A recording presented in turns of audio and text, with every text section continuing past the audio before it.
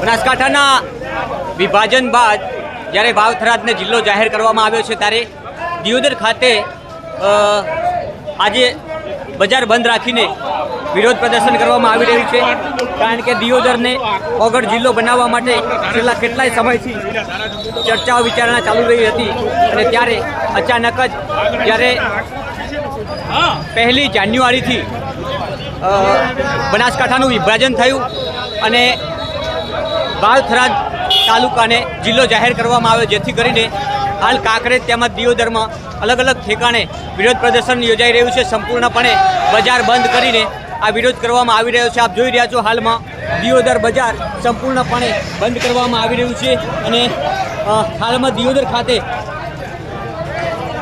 આગળ જિલ્લાની છેલ્લા કેટલાય સમયથી દરખાસ્ત તૈયાર કરવામાં આવી હતી, પરંતુ જિલ્લો જાહેર ન થયો અને આખરે વાવ થરાદને જિલ્લો જાહેર કરવામાં આવ્યો। ત્યારે હવે દિયોદર તેમજ કાંકરેજ વિસ્તારના લોકો વિરોધ પ્રદર્શન કરી રહ્યા છે અને જે રીતે આપણે વાત કરશું, શું કહેશો દર્શનભાઈ? આ જિલ્લાનું મુખ્ય મથક તો કેન્દ્રમાં હોય, મધ્યમાં હોય।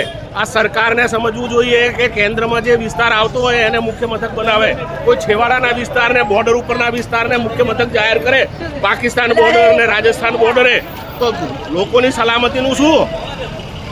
દર્શનભાઈ, ઘણી બધી રજૂઆતો કરી હતી ઓગળ જિલ્લાને લઈને, મુખ્યમંત્રી સાહેબે જે રજૂઆતો કરી છે એના ઉપર ધ્યાન આપ્યા વગર, ભૌગોલિક પરિસ્થિતિનો વિચાર કર્યા વગર જ આ નિર્ણય કરેલ છે, જે ગંભીર રીતે ગુજરાત સરકારની ભૂલ છે અને પબ્લિકની લાગણીને માન આપીને એ નિર્ણય બદલવો જોઈએ, એ નિર્ણય પાછો લેવો જોઈએ અને ફરીથી સર્વે કરી અને જે મધ્યમાં આવતું હોય એ સ્થળ જિલ્લાના મુખ્ય મથક તરીકે પસંદ કરવું જોઈએ। મુખ્ય કેન્દ્રનો અર્થ, કેન્દ્ર શબ્દનો અર્થ જ મધ્યમાં આવે। વર્તુળનું કેન્દ્ર કયો હોય? મધ્યમાં।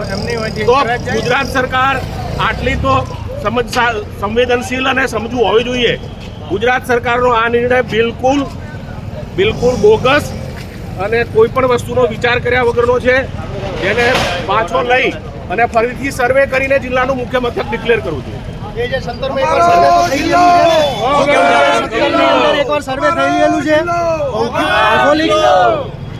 ભૌગોલિક પરિસ્થિતિ પ્રમાણે દિયોદર એ ઓગળ જિલ્લા માટે પરફેક્ટ સેન્ટર પડે છે અને બધાની એવી માગણી છે કે દિયોદરને એક ઓગળ જિલ્લો જાહેર કરવામાં આવે અને એના માટે દિયોદર બજાર બંધ રાખવામાં આવ્યું છે। ઈશ્વરભાઈ, શું કહેશો? દિયોદર તાલુકો નવા જિલ્લા માટે એક વચ્ચોવચ્ચ મીડિયમ હતો, બધી રીતે દિયોદર તાલુકો તો અનુકૂળ આવે। આજની સરકારે કોઈ વિચાર કર્યા વગર પાર્ટીના અમારા દિયોદર તાલુકાના ખેડૂતો, વેપારીઓ અને આજુબાજુના તમામ ગામોના હિતમાં ખોટો નિર્ણય લીધો છે।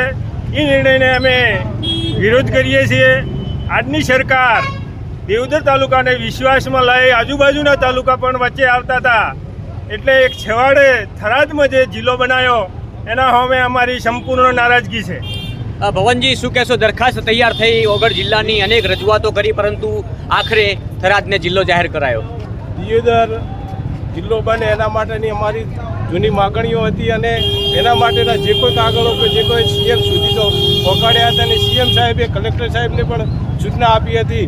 તેમ છતાં પણ આ એક મનસ્વી રીતે નિર્ણય લેવામાં આવેલો છે અને ખરેખર જો ભૌગોલિક દ્રષ્ટિએ જોવામાં આવે તો દિયોદર જિલ્લો બનવો જોઈએ, કારણ કે દિયોદર મીડિયમમાં આવેલો છે ને એની બાજુ જે લાખણી, ભાભર, સુઈગામ, વાવ, થરાદ જે તાલુકા આવે છે 40 કિલોમીટરની અંદર આવેલા છે અને દિયોદરની અંદર જે જિલ્લા બનવા માટેની જે ભૌગોલિક સુવિધાઓ જોઈએ, દાખલા તરીકે જુઓ તો કોર્ટ કચેરી, bus stand, referral hospital, GIDC જેવી આવા અનેક સ્થળો આવેલા છે। એટલે અને બનાસ ડેરી જે વિશ્વની એશિયાની મોટી ડેરી છે એ પણ દિયોદરમાં આવેલી છે। એટલે દિયોદર તાલુકાના અમારી એવી સરકારને માગણી છે કે જે આ થરાદને જિલ્લો જાહેર કર્યો છે એની પુનઃ વિચારણા કરી અને દિયોદરને જિલ્લો આપે એવી અમારી સૌની માગણી છે. જોઈ રહ્યા છો બનાસકાંઠાના વિભાજન બાદ કાંકરેજ અને દિયોદર વિસ્તારમાં આજે સંપૂર્ણપણે વિરોધ પ્રદર્શન થઈ રહ્યું છે. કારણ કે છેલ્લા કેટલાય સમયથી ઓગળ જિલ્લાની અનેક દરખાસ્તો અનેક રજૂઆતો કરવામાં આવી હતી, પરંતુ આખરે બનાસકાંઠાનું વિભાજન થયું અને વાવ થરાદમાં કાંકરેજ તેમજ દિયોદરનો સમાવેશ થયો. ત્યારે આપ જોઈ રહ્યો છો મોટી સંખ્યામાં અહીંયા વિરોધ પ્રદર્શન થઈ રહ્યું છે અને થરાદમાં જે જિલ્લો બનાવવામાં આવ્યો છે તેને લઈને નારાજગી વ્યાપી ગઈ છે. કાંકરેજ અને દિયોદર વિસ્તારમાં જોઈ રહ્યા છો મોટી સંખ્યામાં બજાર સંપૂર્ણપણે બંધ કરાવવા માટે અનેક વિસ્તારના આગેવાનો અહીંયા નીકળ્યા છે અને હાલમાં જોઈ રહ્યા છો અમારો જિલ્લો વગર જિલ્લોની સાથે વિરોધ પ્રદર્શન થઈ રહ્યું છે.